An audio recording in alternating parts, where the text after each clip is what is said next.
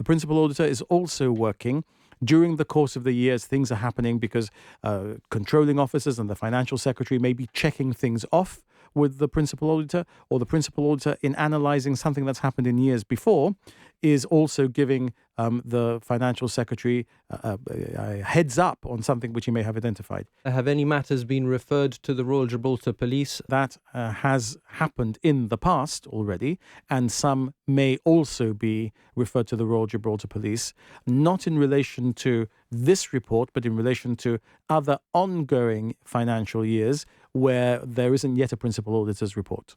Why has it not been dealt with sooner? This is a case where real overtime was being worked, and we were trying to identify how to better use government resources in order to deal with it. And then we dealt with it.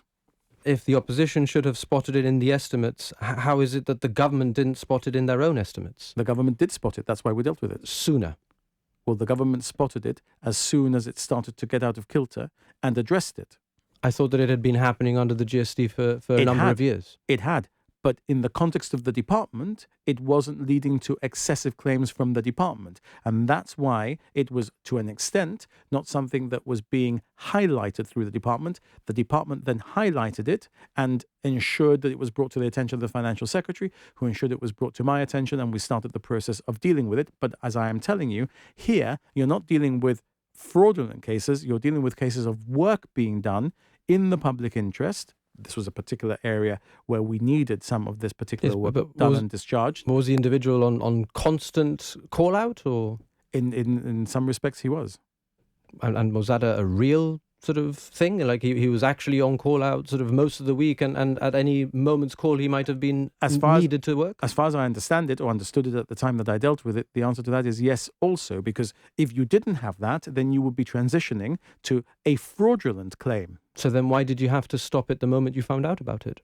Because we needed to find that different way of doing about the work in order to produce better value for money for the taxpayer. There are structural issues which we need to address even now in the context of the public sector, not just the civil service.